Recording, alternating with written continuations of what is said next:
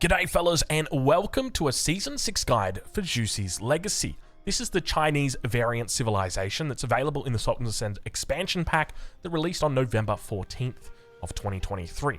In this video, we're going to be covering a fast castle strategy. Zhu Xi's Legacy has the ability to go to Castle Age incredibly quickly, faster than any other civilization, cheaper than any other civilization, and because of this, you can use this in a lot of matchups that you might think are counterintuitive. Anyway, let's get into it and take a look at this very simple build order.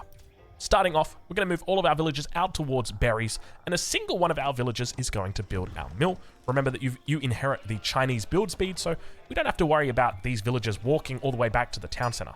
We're also going to move our sheep out to the mill, we're going to supervise the mill, and we're going to send our scout towards the middle of the map to go find those contested sheep and beat our enemy away from it. Now, speaking of enemy, we're up against a Conqueror player today by the name of Kanoki. He's a pretty solid player, and definitely someone I enjoy playing against. He's playing the Order of the Dragon here, if I remember correctly. Indeed, I do. And this is a civilization that, like the Holy Roman Empire, wants to be looking to get to that castle age quickly. So we want to try and steal away some of the relics. Anyway, opening up, we go for 7 villagers on food, a pretty simple opening here, and then 3 villagers on gold. And from there, it's very, very simple. Every other villager just gets rallied out to food for the rest of the game. That's all we're going to do, just rally to food. It's quite literally that simple. Now, one of the bonuses that you're going to be really looking to take advantage of here is the bonus that you get access to in the Tang Dynasty. Now, before we get onto that bonus, we'll just quickly cover what happens with the gold vein. So making sure that with our 7th villagers all coming out over onto the food, and then our 8th villager that comes out is going to build the house, making sure that we drop it down right in time so that we don't get housed, and then the mining camp. We'll be looking to put up to 3 villagers on gold, and then we'll transition those guys back over onto food. So let's talk about the Tang Dynasty and what makes this so damn strong. So number 1 is that the Tang Dynasty reduces your landmark cost by 15%. And that's not just your feudal age landmarks, that's your castle age landmarks and your imperial age landmarks. Now, I don't imagine you'd be using it for the imperial age, mainly because there's not really any significantly impactful landmarks that you can get in the imperial age as this civilization, in the same way that like you could get the Palace of Swabia for the Holy Roman Empire. Like that's a very high impact landmark, whereas there's nothing really available for the Zhu Xi's Legacy. Another thing to note is we're dropping off our tax whenever it hits a 40 threshold, and before we do it, we'll select villagers, we'll right-click the mill, and then we'll send them back to the sheep. And then this way, it's going to guarantee that our imperial official is always going to be supervising here and not going to be missing out on any drop-offs. And it looks like I did send one extra villager out over onto gold, so I've made sure I brought him back. You know, you can't always be perfect with this kind of stuff. It is quite normal. Now we're going to pause it, because this part of the game, it's quite difficult. And this is about placing your meditation gardens. This landmark allows you, let me pull this bad boy up right here, to generate resources depending on the resources that are nearby. So the more resources that are nearby, the more resources that are generated. So I'm going to be looking for a very nice and safe meditation gardens right here, which is going to be giving me food, it's going to be giving me wood, and it's going to be giving me stone. Now, the main reason I'm putting it here is because I get access to food, and food's lovely. And you can see I've already made one of the mistakes, or I've made a mistake early on in this game, and I would recommend you avoid making this mistake. And it's an easy one to fix, and what that is that I haven't scouted behind my base. Normally on maps, you're going to spawn in with 2 sets of berry bushes in addition to your first one. And if we take a look at our map, you'll see that I've got one down here to the south, and I've got one over towards here on the east. When it comes to the Zhu Xi's Legacy, they inherit that bonus from the Chinese to build your buildings faster, and that includes your landmarks. So it means that you can only send, you can send out 2 villagers, and you can still be well and truly on time for building your landmarks. So if I was to know exactly where my berry bushes were, instead of building my landmark right here, I'd actually be looking to build it down here. And that means instead of going for just 6 berry bushes, I'd be getting all 8 of these down here. So just a small little bit of thing that you can focus on, but of course you can always just keep it at home because it's going to be safer and easier for you to defend. So we pick up a pretty good number here. So I think it works out to be 48 food, 30 stone, and then about 17 or 18, maybe a little bit more wood. So well and truly over, or just, I think just under 100 resources, which isn't too bad. Now, because of the proximity of this to my villagers that are on the mill, I've actually run the numbers on this landmark, and if you get a good spawn like this, it actually just becomes valuable to get it up as quickly as you can. So I'm going to throw across 2 extra villagers onto this landmark. Now, you don't have to do that at all. You can just keep 2 villagers on the landmark and just, you know, slowly take it up there, because it's still going to go up pretty damn quickly. But behind all this, we're still making sure that we enforce that mechanic of dropping off, forcing our villagers to drop off their food, and then sitting back down and gathering up our sheep. And then at the same time, we're going to pull our imperial official to go and drop off the taxes. Once we've got our age up done, we're going to send the 2 villages that we constructed the meditation gardens with, and they're just going to go over to gold. That's it. It's nice and simple, and you can shift queue them in, right? Like, you can just be building the landmark and then just shift queue them over. You never even have to think about it. And that's all your gold worried about for the age up period. So it makes it really simple when it comes to remembering what you need to do, because as long as you're training villagers, you're going to be A-okay. The next thing you're going to need to do is put down a house. You can see we're getting close to that mark, that 18 out of 20 mark, so soon we'll be at 20 out of 20. So what we want to do is put that down with our gold villagers, and that's because we're going to normally have a little bit of an excess of gold. You normally get to your gold amount slightly faster than your food amount, so we just use the gold villager to drop it down because we can afford to be late with that. Now, we're doing a pretty decent job here with gathering sheep. In the event that you run out of sheep, it's important that you just transition over to berries. We're 4 minutes through this game, and we're already well and truly on the way to age up. Some of the timings that you might be familiar with include the English longbow timing, and on a map like this where you do spawn quite close to your opponent, you can expect that these longbows may be at the front of your base quite early, and that would mean that you'd have to pull a bit of a rabbit out of the hat if the enemy was going to do that to me. I'd be thinking about bringing all of these sheep back underneath my town center and then utilizing my town center as a drop-off point instead of using this mill. So we are flexible with how we go about gathering our resources up. We've done a good job of scouting out the majority of this map here, and now it becomes time for us to think about going to Castle Age at the 5-minute mark. Now, the normal timing for this is around 5 minutes 15.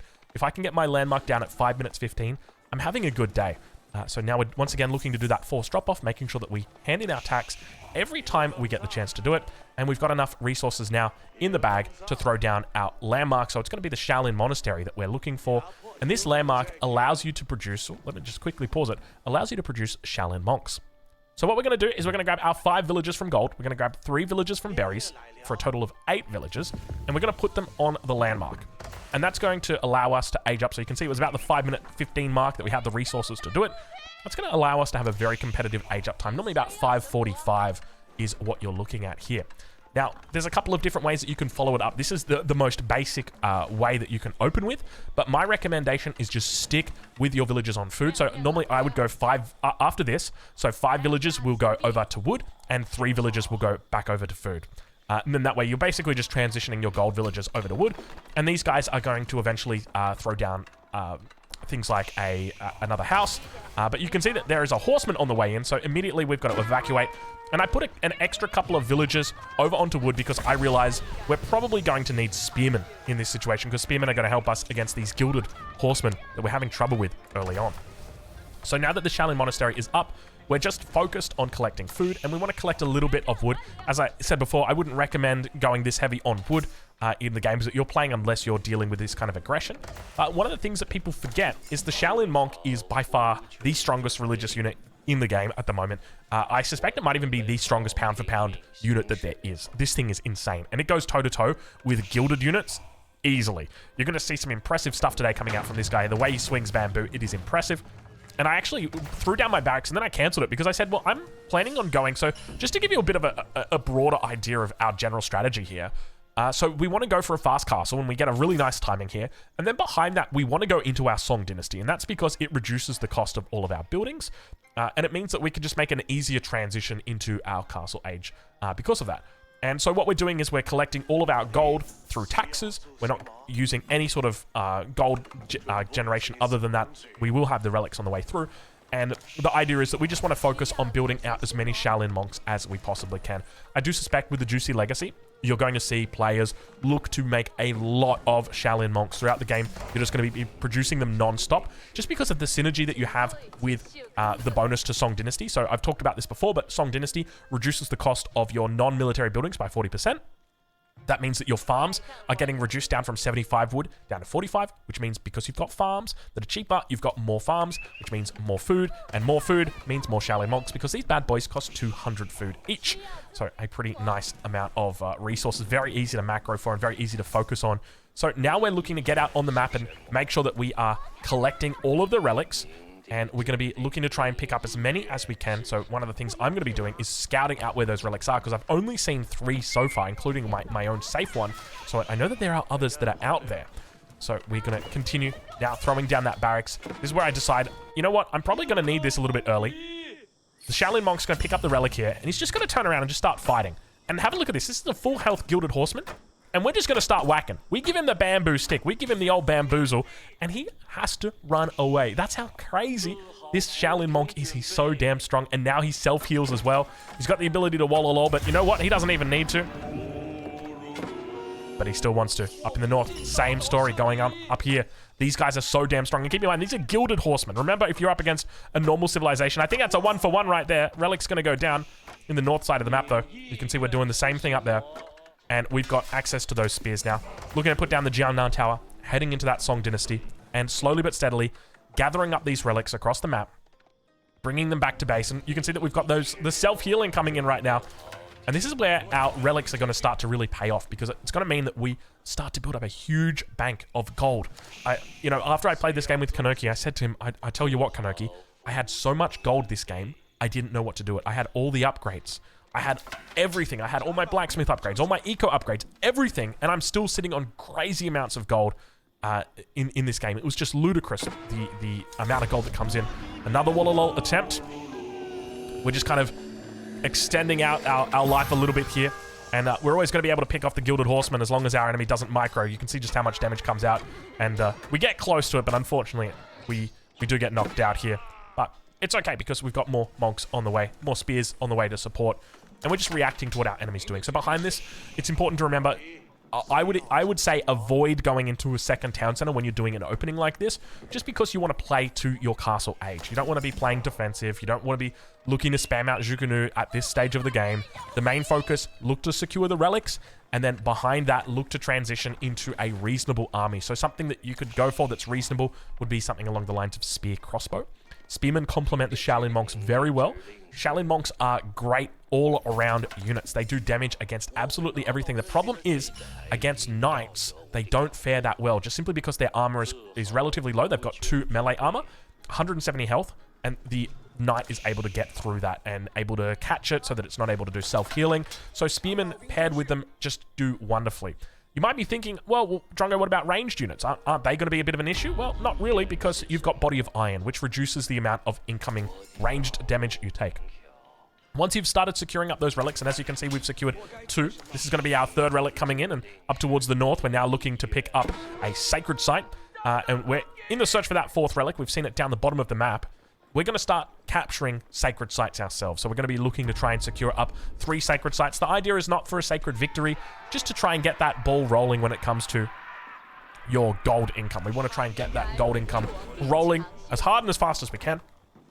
So that's what we're looking to do here.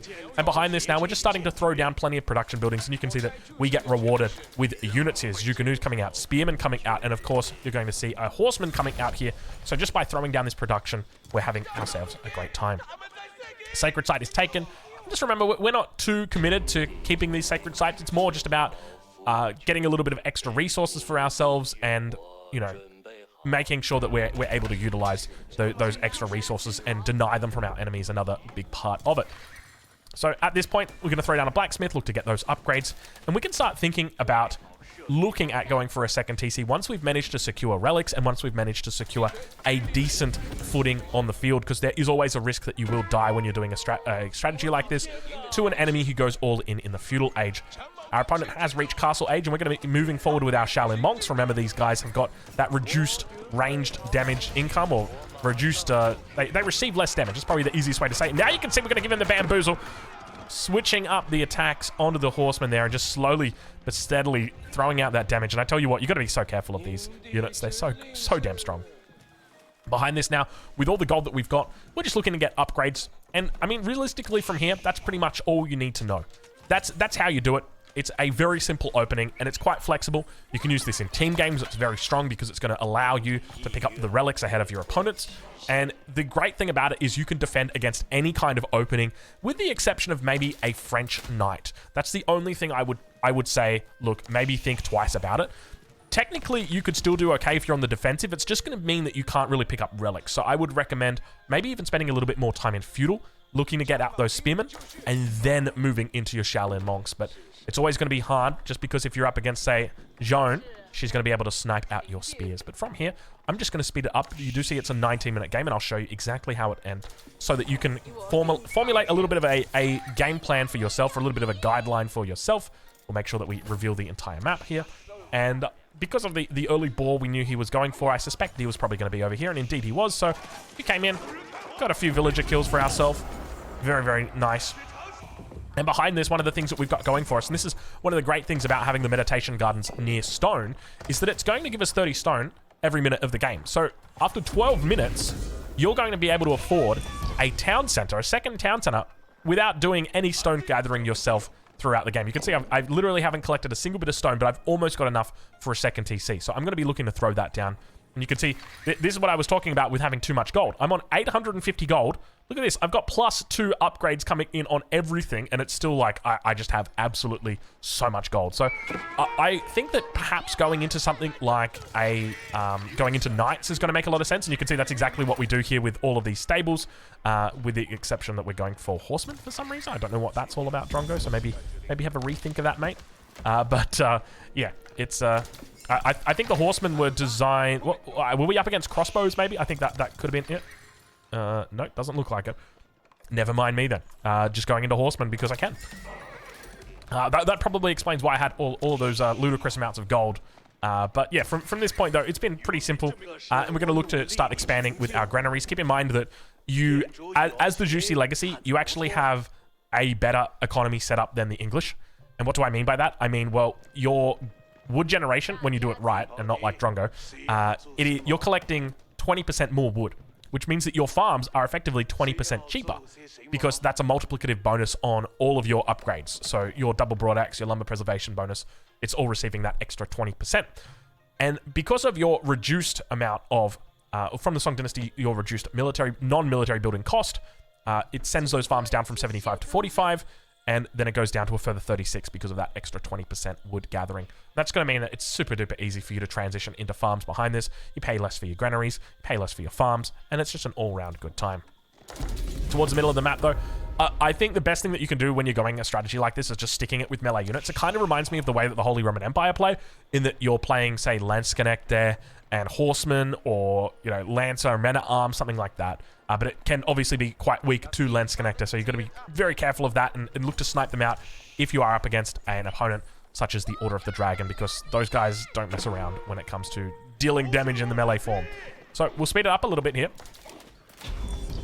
You can see that we're somewhat jostling. Second TC has gone up behind the scenes here, and we'll be looking for a third TC when it comes around. But look at the amount of gold we just got sitting here right now. 1,300 gold. We're a little bit confused. What are we going to do with all this gold? Well, we can think about going to Imperial Age. We can look to go into Siege. That's another great option for you. And here we're just going to be looking to throw down some archery rangers just because of the threat of those Landsknecht. And we'll fast forward it just a little bit, just so we can get to this final fight. You can see that we're just very, very cautious about engaging before we need to. And then once we're sure that we can,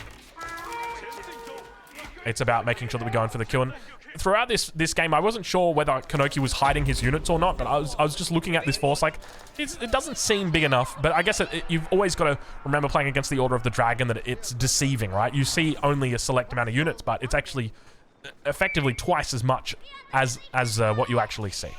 But in saying that, it doesn't go well for Kanoki here. We're miles ahead of him on the economy.